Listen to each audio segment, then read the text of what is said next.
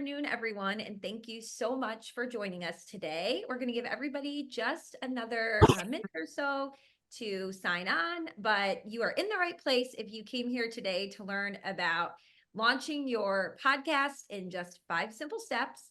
We are excited to talk with you, and let us know in the chat while you're signing on, because it would be helpful for us to know, do you currently have a podcast already? And if so, are you looking for tips to help promote it?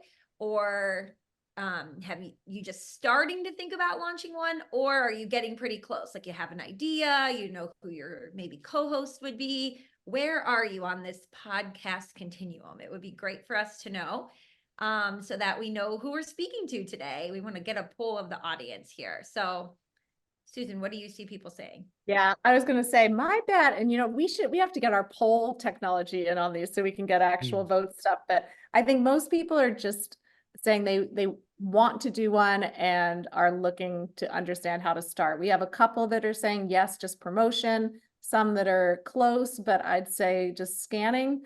It's researching, want to, not there yet. Okay. But there are some that have one and are just thinking about optimizing. Well, the good news is, even if you do have one, stick around because we will have ideas for promotion. And also there will be some tech tips, tips about content and things you can share that will be helpful to you no matter what.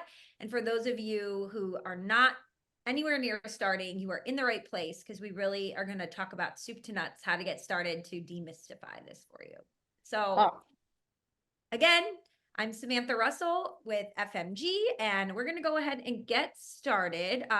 Little housekeeping, if you want to chat with all of us here, you can do that in the chat. If you want to ask a question where only the panelists see that, go ahead and put that in the Q&A. And to answer the question, all of you will ask yes. You will get the slides after today's session, as well as some other great giveaways that we have for you, which we will share here in just a second. So let me get my screen going. And can you all see that? Yep. Okay. So FMG and ProudMouth present Launch Your Advisor podcast in 5 simple steps. So joining us, we are so excited to have Matt Halloran, the podcast guru to advisors, I would say. Matt, thanks so much for being here. I'm happy to be here with you guys. Oh, see, he sounds better. I think he has different mic than we do. And he has the podcast voice. Very sure does. I do not. And Susan. Hi, I'm Susan Theder, and Chief Marketing and Experience Officer and sidekick to Sam. Sidekick to each other. Love it. And I'm Samantha Russell, the Chief Evangelist here at FMG. And thank you all so much for being here. And so let's just jump right in, get to the good stuff. Oh, and we wanted to mention that for those of you who are just thinking about getting started, or if you already have one, we wanted to give you something to make it even more helpful to you. And so we have a podcast script with everything from how to think about getting a co-host, what questions to ask, exactly, the flow coming your way for everybody who is on today's webinar. And just a little plug, this is what we are doing for our Do It For Me marketing customers at FMG every month. So more on that later on, but let's get into it. All right.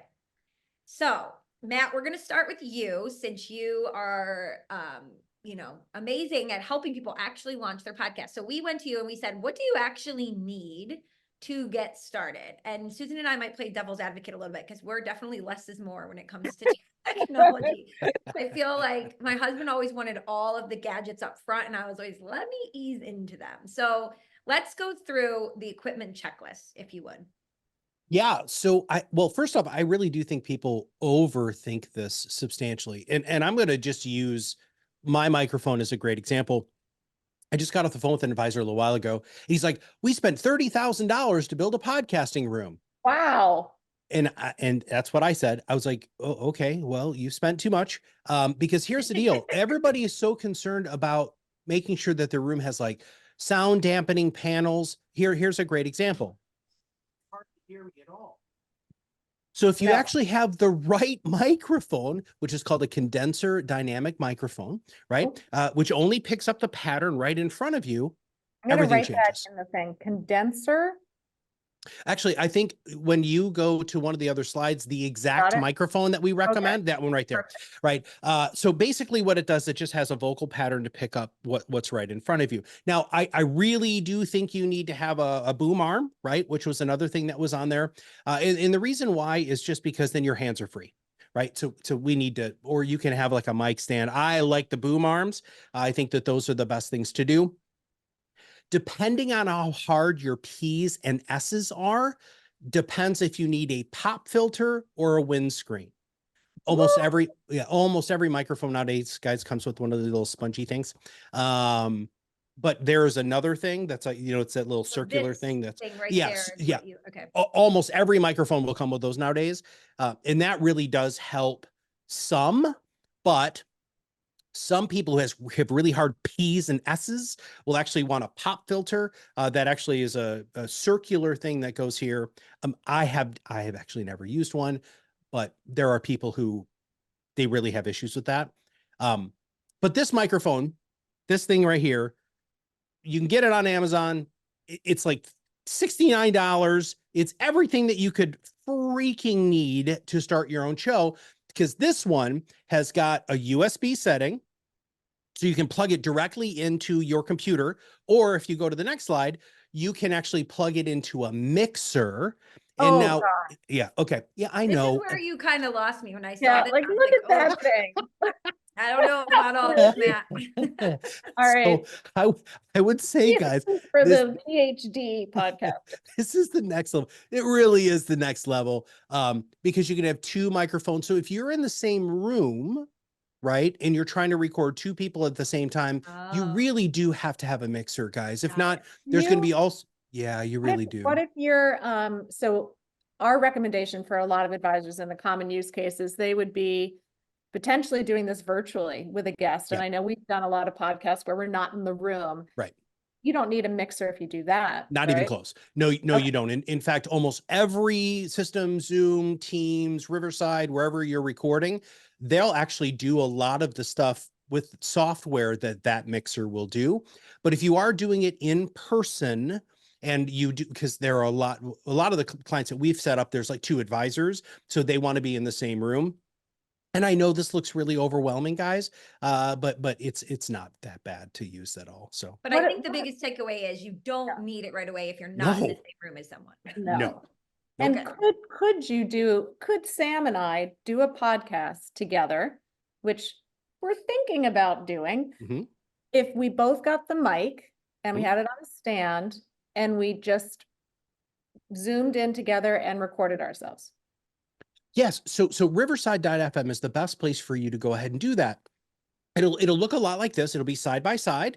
Riverside, what? Riverside.fm is the name of the program. We've really oh, thank you. You're putting that in chat. That was very nice of you. You're welcome. So Riverside.fm. So no matter where you are, you can go ahead and use that and have two separate computers or phones, iPads, whatever, and then you can still go ahead and record. I was gonna say, Okay. I've been guests on a lot of podcasts in Yeah. Riverside, but they'll have me call into. Yep. And I don't have any of the fancy equipment, but I've been able to, Mhm. deliver on that. So, okay. I know we could talk Yeah. about the equipment forever, but let's keep going. Yeah. So for Okay. camera, Yeah. like right now, Susan, I have just my MacBook Pro camera Mhm. and some good lighting. Tell us about this one, what you suggest. Right. So by the way, 75-80% of what I shoot here is on my MacBook Pro camera. Okay. It really, guys, most of this is about your lighting.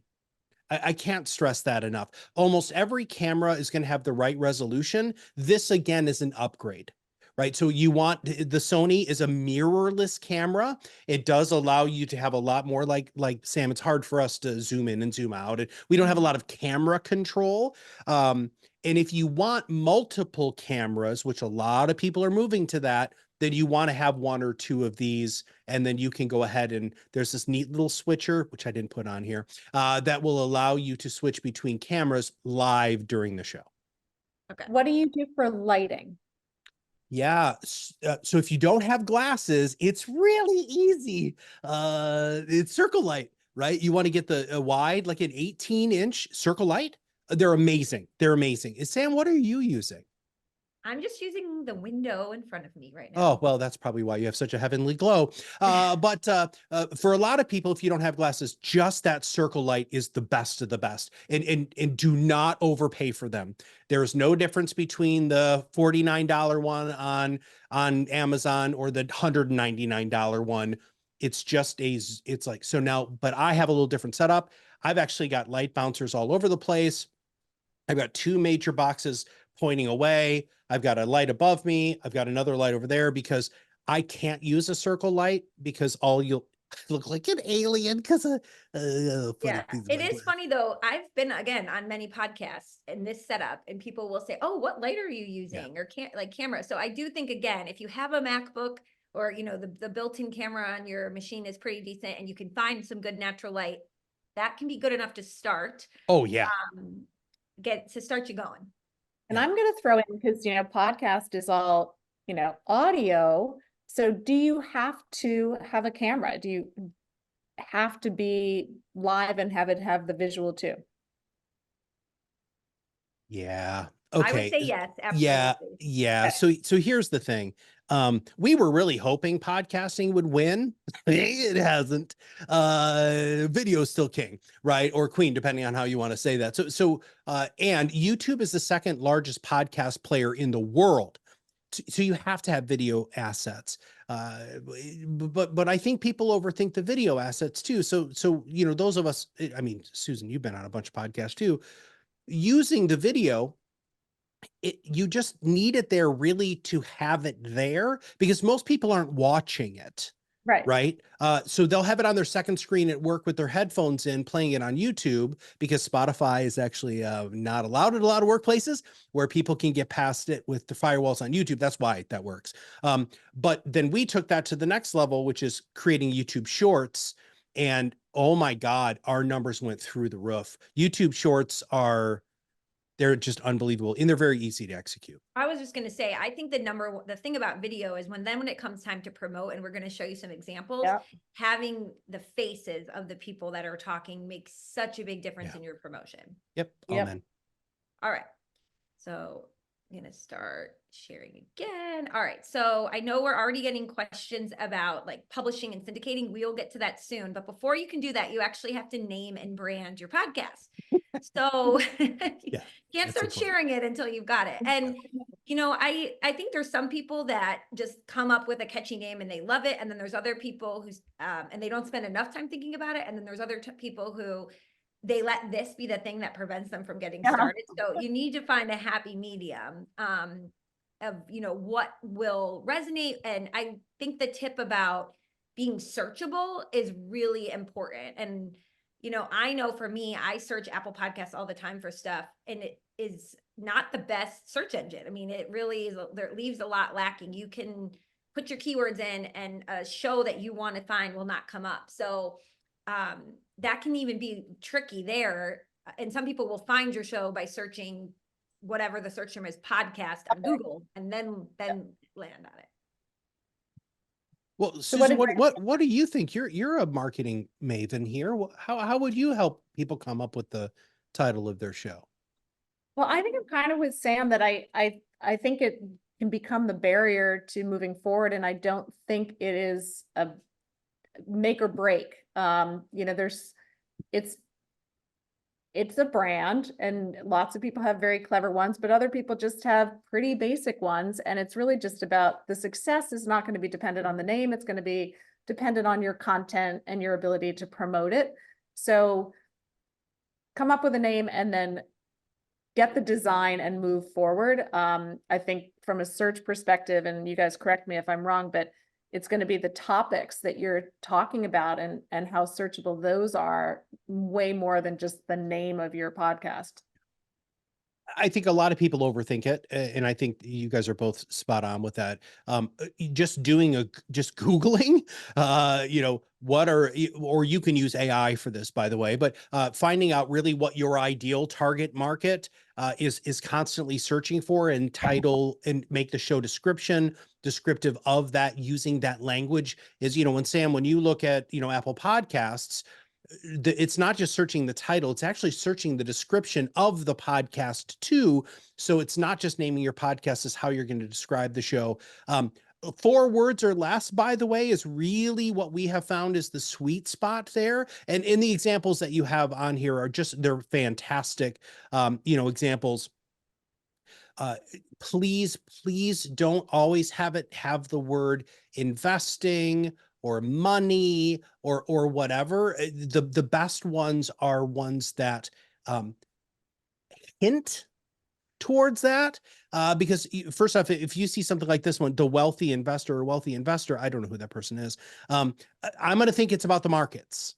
Right? I'm not going to actually think it's about maybe how to become wealthy or something along those lines. I would rather have that be a little bit more general. But the other thing too, and this is just a total, just cover your butt here, everybody. You come up with a name, you have to do 3 things, right? The first thing is Google it with the word podcast, like you said, to see if it comes up in any searches. Okay. And then the second thing that you have to do is you go to podcast players. I would go to Spotify personally, because it's actually the #1 podcast player. Search that name in quotes to see if anything comes up. But then you're not done. You have to go to the USPTO, so the US Patent and Trademark Office, okay?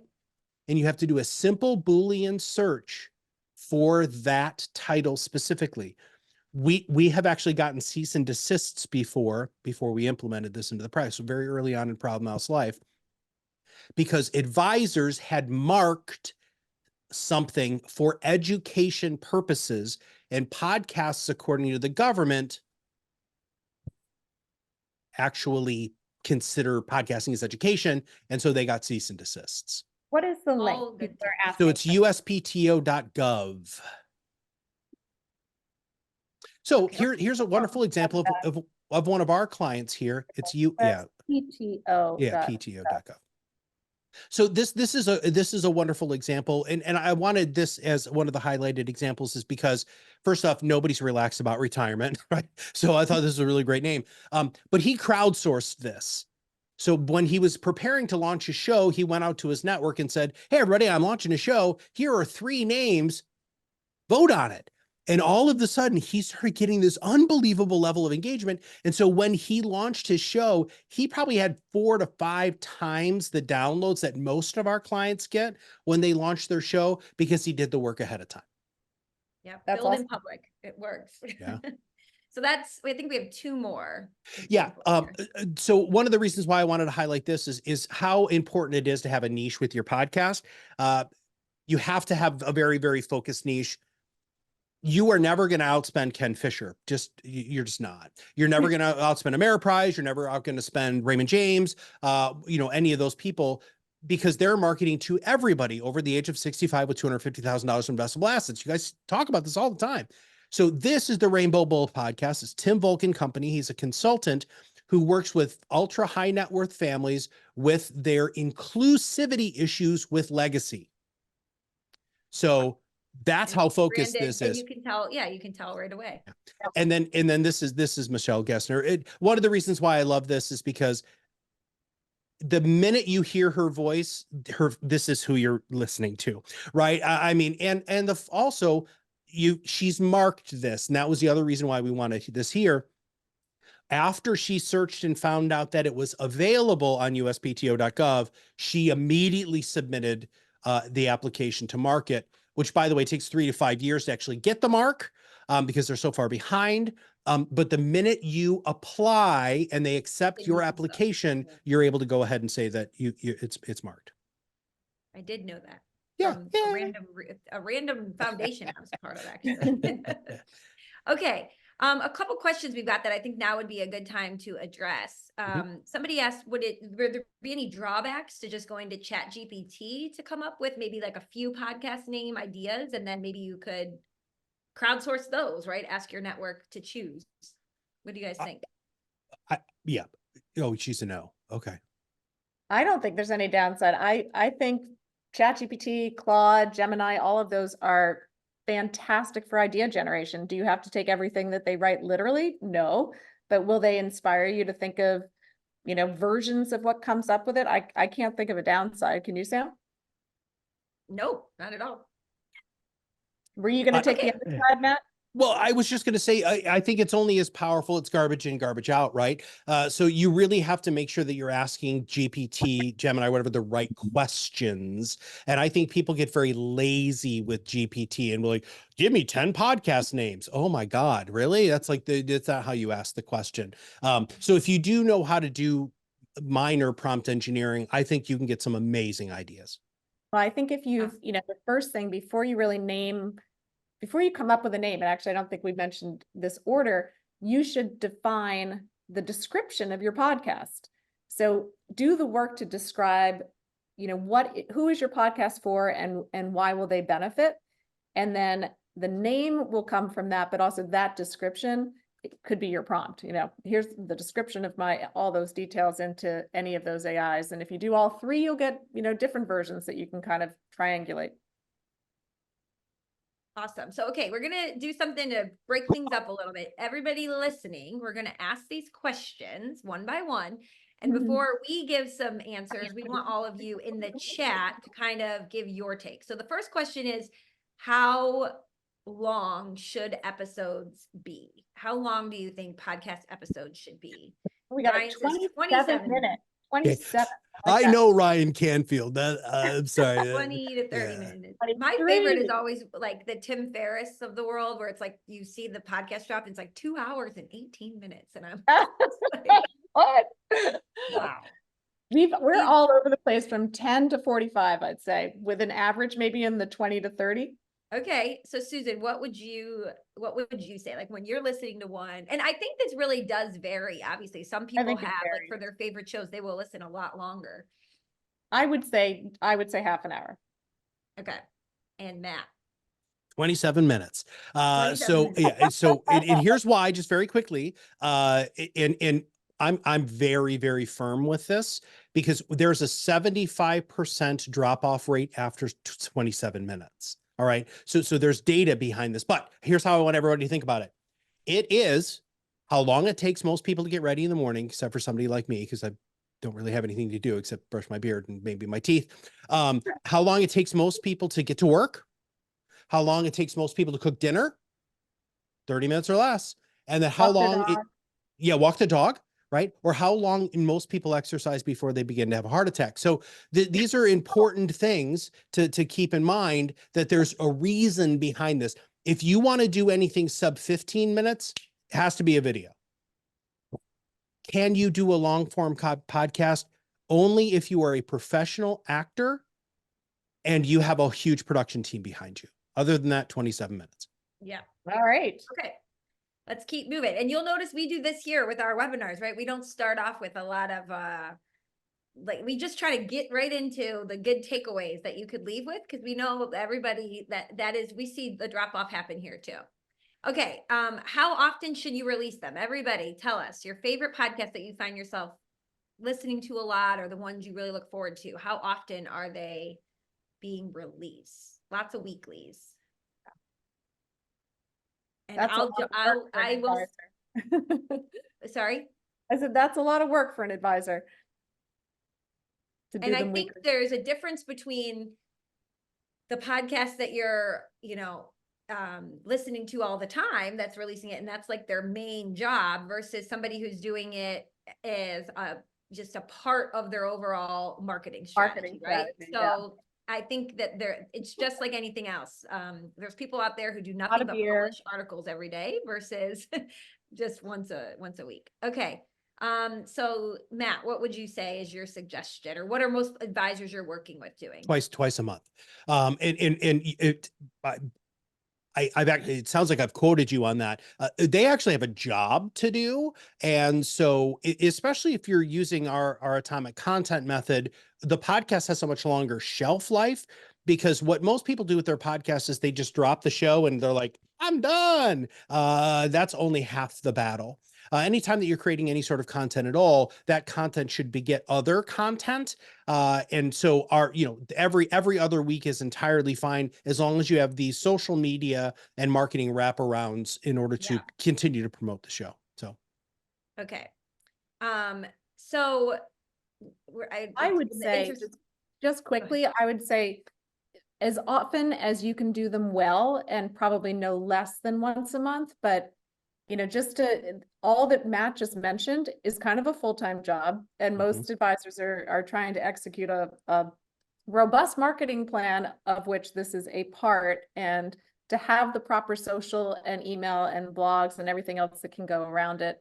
It's a lot of work. So I think, a goal of once a month, especially for those getting started, is fine. So let's go down to number 4, because I do think, I think most people, it's going to be just them or one other person. And the main thing they want to do is have guests come on. So how do you find guests to join, and do it in a way where if you're doing it every other week, you're consistently going to have enough people backlogged, right? To keep releasing, so you're not behind. Does anybody have any ideas?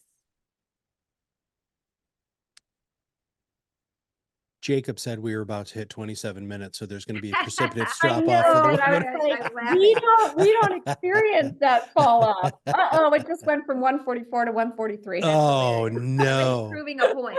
So let's talk about this, Susan. What would be some suggestions that you would give? Because this is where it's turning crickets, right? How can people find guests to join them?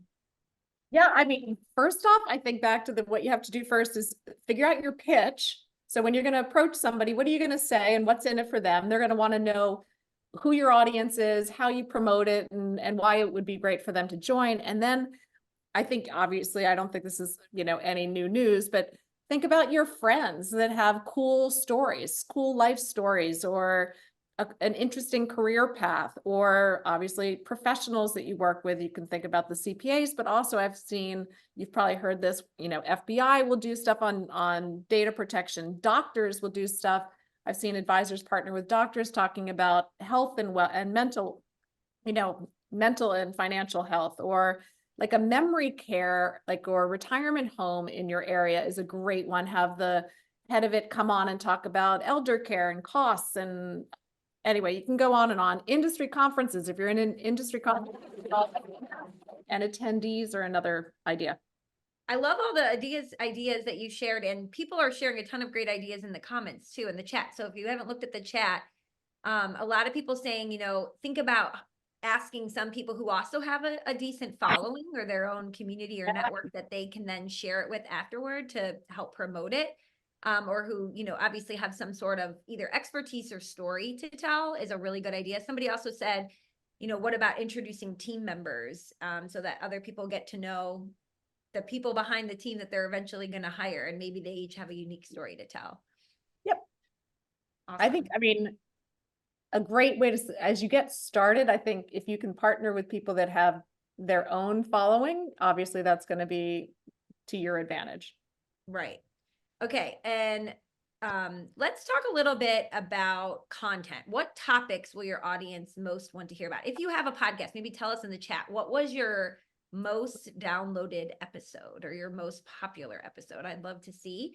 And then as they're doing that, maybe Matt, you can tell us, for the folks you're working with to help them with their podcast, what are typically, I mean, I know it depends on their audience, but what have been some home runs for lots of people?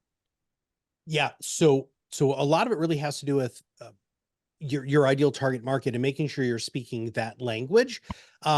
Surprisingly enough, what we're really finding is the biggest win for our clients is really talking about the great wealth transfer, talking about how you as a financial services professional can provide actually really wonderful services to the family instead of just the matriarch and the patriarch of the family.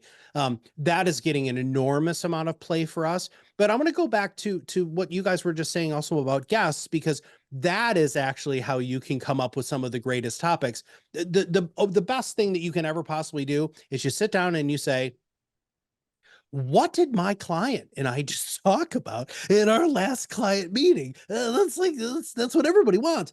So somebody here said, David said stories, right? So we actually have something called the perfect content formula, which is really, really important. So it's storytelling, education, entertainment, call to action. And all of your content, no matter what the topic is, you have to hit those 4 things. Everybody sees themselves in stories. When you start off by saying, you guys have done this a couple of times, one of my clients said this. I was just meeting with a client and here was their biggest concern. People really pay attention to that because if they see themselves in that story, then they're going to start thinking you're their advisor already. And it's really, really, really powerful. A lot of advisors start off by educating. They love educating people. That's a huge component of a podcast. But something that falls off a lot is you have to remember it's a show. It's a show. Jazz hands and all, everybody. It's a show. And you got to bring it. You can't, and I jokingly say you can't half-ass it. You got to whole-ass it, right? You got to show up and you have to be ready to go. All right. I love that. And on that, ready to go, let's keep going. So publishing your podcast. After this, we're going to start, I think, talking promotion, but this is something a lot of people get confused about. Just a quick Matt, because I think people wanted to hear those 4 parts of. Oh, yeah. Well, you keep going. I'll type it in. Is that okay? Perfect. Okay. Okay. So with publishing your podcast, there's really, 2 things to think about. You have publishing to your channels, and the channel is where it goes to syndicate, as Matt has taught me. So, Apple Podcasts, Spotify, YouTube, those are the channels, but you can't publish directly to a channel. The syndication service does that. So, I think is it Blueberry is how you say it? Blueberry is what we use, but there's Libsyn. There's a lot of other things that you can use now. Podbean is another Podbean. popular one. Yep. So Podbean, Libsyn, these are all the syndication services. So you're going to sign up with that first, and then you'll be able to push to all of the platforms. And we've got these steps all included in here. Again, you're going to get these slides, so it'll walk you through it, but you're going to need your podcast name, your artwork, and your description to get set up. Pretty straightforward. And is it kind of like Sprinkler or or FMG where you can, you go in and you can post to multiple. So you just need that account with Blueberry, let's say, and then you click off which of the platforms you want it to publish to? Yes. So this is really important in financial services, which is one of the reasons why we are somewhat hesitant when advisors just want to willy-nilly do this on their own, because they don't understand the massive compliance back end of this. And we teach this, and here's on Blueberry specifically. They have toggle switches where you can say, I'm not going here, I'm not going here, I am going here, because a lot of you are on Apple Podcasts and you are not supposed to be on Apple Podcasts because you cannot turn off the comments, shares, and likes, which in some more FINRA regulated environments is actually still considered a testimonial. So you have to be very, very careful with that, which is why we've defaulted to use Blueberry. And so that's why we do that, is because Raymond James will allow you to do this, and LPL will allow you to do this, and even some RIAs, even though they're SEC, they don't want it here. So we wanted to have that control, and we have that master control on the back end.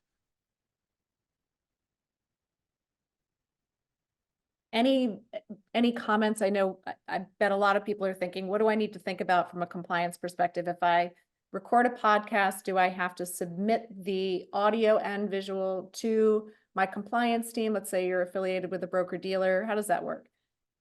Yeah. So I saw that Nate asked a question about the compliance. So it depends. I'm sorry, that's just a terrible answer. But if you really, really, really want to play it safe, you use a mind mapping tool like MindMeister is the one that we use, or you can use a Google Doc or a Word doc, and you outline, not script, the talking points that you have. You submit that to compliance and you say, this is what I want to talk about on my podcast. And then they're going to say, well, you can't talk about this.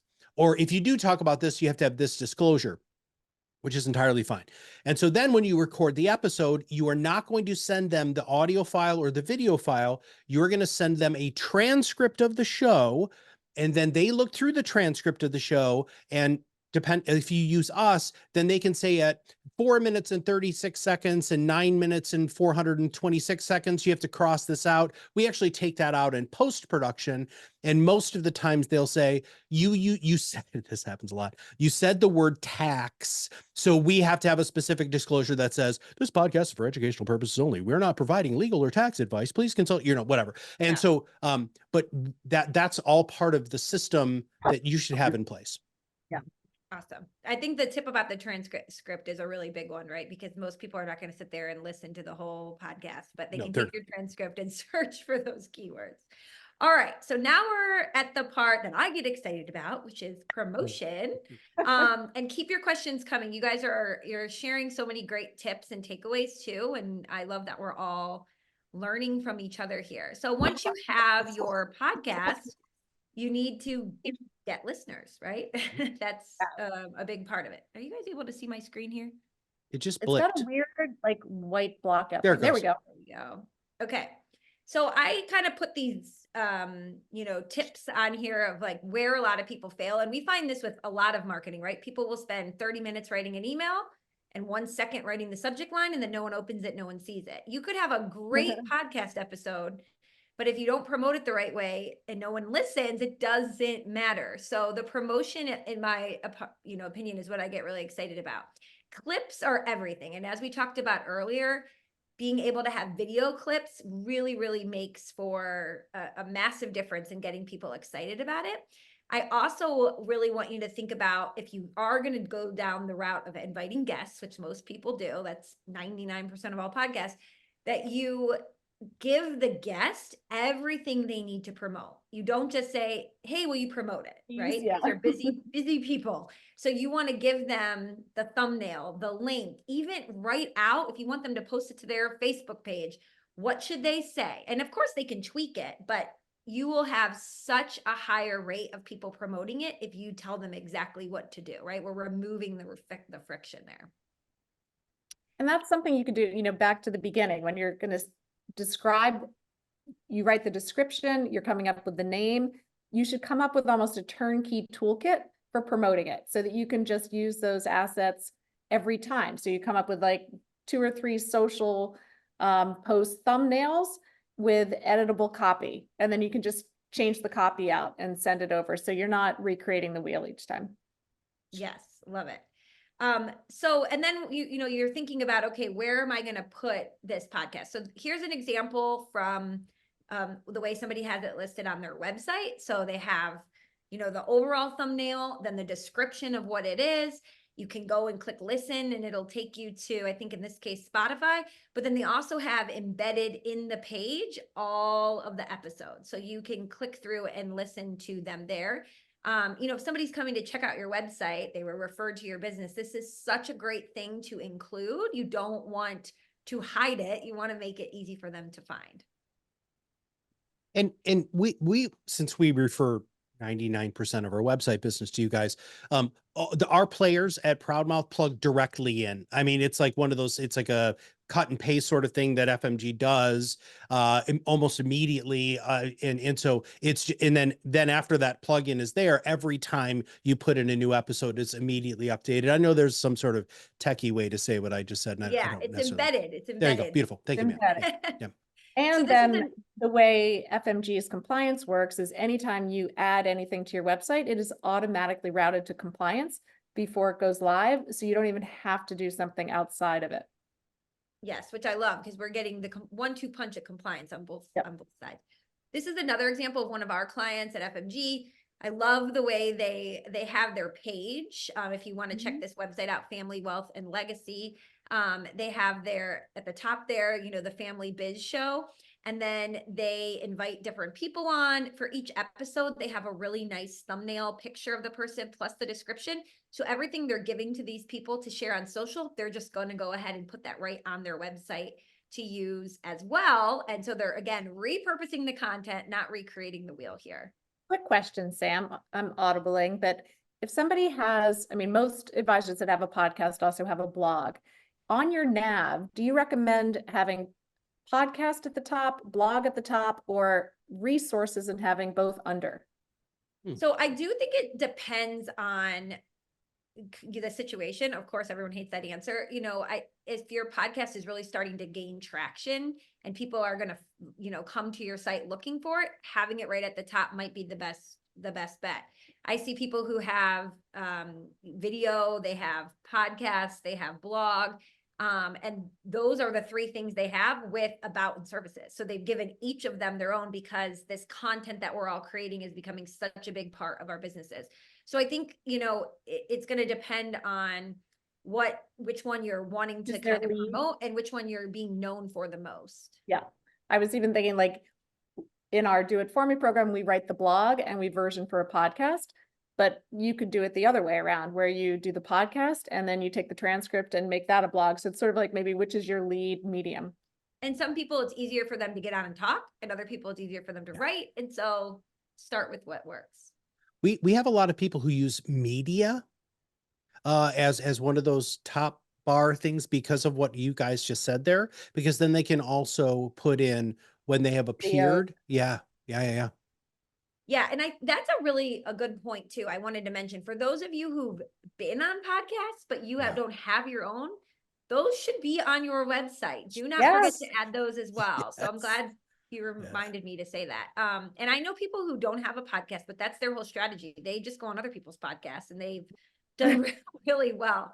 And then I just wanted to show, again, if you are creating the video to go with the audio, it's amazing because you can put it up on YouTube and it's just another way for people to find you. And again, seeing the faces and hearing the voices of the people we're going to hire, it makes a world of difference. So this is that same website, just YouTube version. Okay. Hey. Sorry. Well, I'm sorry. We'll just ask a question, and this is like a total diversion here, and I apologize for that. But I think this is something that a lot of people think that I really need to kind of nip this in the bud, which is monetization of your show. Most, if you have 487 downloads to your show within 48 hours, you're in the top 50% of all podcasts in the world. But in order for anybody to ever look at you for advertising, you have to have 10,000. And there are very, very few. And if you have, by the way, if you have 10,000 downloads to your podcast, you're in the top 1% of all podcasts in the world. The other thing I want to just kind of push people away from thinking about the monetization is it is an absolute compliance nightmare. It's an absolute compliance nightmare. Most compliance department will not let you put a mid-roll ad in or do a host read ad. And so this is marketing cost of doing business. And so I'm sorry, Sam, I get asked that question all the time. And I just wanted to make sure I highlighted that. Yeah, no, I get the same question about YouTube monetization and I say the same thing usually. I think it's, you're going to do this podcast because you buy into the belief that content marketing and consistently dripping valuable information across different mediums is the way ultimately to grow your business, not because you're going to get some attributable ROI by either having a commercial or by getting, a client from your first podcast. Yeah, I love that. So with email, we all know that, if you post something to social media, it can be in the feed. Some people see it, but a very small percentage of your connections actually see it. But when you have email, you have a much higher. Now, if you already have subscribers, they're going to be notified when a new episode drops. But to get new ones, one of the things that I wanted to point out is using your already client communications or prospect communications to alert people about your podcast. So here's the subject line from Stoy Hall, new podcast episode alert, and he says what it is. And then on the left, you can see kind of what that looked like. And then the one on the right, I love as well. This is at the bottom or the midsection of a email from an advisor. So they're emailing about a couple other things in their weekly newsletter type email. And then it's last but not least. And then I love this. You will want to hear this episode if you're interested in with the timestamps, right? So giving people the info about exactly what they will find when they listen to it. Everybody's nodding. We're all in agreement. Okay. Yeah. And then, wait, what happened? I had one. We got there. I don't know how that one got passed by. It must have been the glitch. So on social media, I have this do this, not that little framework here, which is, being able to have that clip. So clip a really good section, 30, 60 seconds, and you can see the play button and you're going to click play and get a quick preview of what the person is talking about. so many more people are going to hear something, right? They may not click over, but they're going to hear 30, 60 seconds of your podcast. Versus if you just say click to go listen to it and you don't actually put the preview clip. So it's a little bit more effort on the front side, but making those clips, and we suggest 2 to 3 for each episode, is what I usually suggest, Matt. I don't know if you even suggest more than that, but that's really, really going to be a home run with, again, repurposing the content. Yeah, we shoot for 7 to 10. Okay. Oh, so you're a lot more Oh, than. so again, each of, editing the video is another whole topic. Yeah. And we can get into that some other time, but I will just point out that I'm sure both Stacy and her partner here did not think this was the best picture of them, but it doesn't matter, so like it doesn't, gets your attention. yeah, you don't have to spend a lot of time making sure that your picture perfect, like just anywhere in, any clip will work. Yes, 100%. Okay. So the 5 podcast killers. We talked a lot about not knowing your audience already, or not talking to your ideal clients, not solving a particular problem. I really, really like this one because I think for those of us on this call, we're not going to be entertaining enough to just coast by with telling jokes, right? We have to be Maybe solving a Matt. problem. Well, actually, maybe you for sure. I don't know But about yes. that. And then the one I really wanted to point out was the last 2 bullet points. You don't have a recording schedule for the first 12 episodes. That I find so many podcasts that have not released an episode in the last 2 years. And it's like the podcast graveyard, right? We don't want that to be what happens to you. Yeah. All right, I'm going to give something away. I'm going to go through this quickly, and I will cut and paste it into chat. But Sam, you just touched on something. So that's actually something called pod fade, and we as podcasters have researched it substantially. And the number one reason podcasts fail isn't because you don't get any listeners. It's because you don't have the confidence after 6 episodes. Pod fade happens after 6 episodes. Millions of podcasts were started and didn't get past 6 episodes. So I'm going to go through something super, super fast. Ready? Here are your first 12 podcast topics. This is called launching your podcast. Here are your first 12 podcast topics. You guys ready? Number 1, who are you? This has to be your origin story. Why did you become an advisor? Where'd you go to school? What do you do for fun? Number 2, what do you actually do? Some of you do different things. Number 3, who do you do it for? Right? So there's your first 3 episodes. That's how that works. Ready? Next ones. Episodes 4 through 6. What are the top 5 questions you get from clients, from prospects, and from centers of influence? There's your next 3 episodes. Right. Next one, 7 through 9. The 3 phases of retirement. What do you do as a financial advisor in the accumulation stage, the pre-retirement stage, and the retirement stage? What do you do? Right. And then the last one is the COIs, who are your 3 favorite people that you love to death and know would put on a great show, and you ask them to come on your show. There is your 12 podcast topics. You have your whole year planned out. Don't overthink it. Show up and record those 12. Woohoo! It's wonderful. I'm going to put that And in I chat. think one of the things I just want to point out is that you, by doing it this way, you start, when you're telling your own story, it is a lot more comfortable and less scary. And you're starting with things so inherently. You could talk about them with your eyes closed, no prep, honestly, if you needed to, right? Really easy. And then by the time you get to inviting guests on, and maybe you're starting to build some momentum, you've got 9 episodes in your back pocket. Yeah. That you're comfortable about. So the goal of those first 9 episodes is not to hit it out of the park and get, hundreds of thousands of views. It's to get you in the groove so you keep going. You're going to suck at the beginning. Go back. So we've done 470 episodes of the Top Advisor Marketing Podcast. Go back and listen to our first episodes. They were terrible. Oh, so bad. But it was part of our journey, right? Hey guys, somebody just asked about saving the chat. Do we know how that works? You know what, so Matt actually had another slide that I think we just didn't have on here because we were running out of time, that had those 12 episodes in it. So before we send it to all of you, we'll put it back in. So you will have those 12 in the deck you get in your inbox. Okay. So I know we're coming up on time. So we want to tell you a little bit about ProudMouth and FMG and how combined we can help you launch and promote your podcast. So Matt, we'll have you go first. Okay, so this launched today, which freaking so excited about. We've worked so hard on this for so long. Here's the deal. So basically what happened was this. We've done 8,000 episodes and about 85,000 social media posts for advisors. What we did was we went and found the most popular ones that got the most clicks and most attention, and we actually turned them into the Pod Blast collection.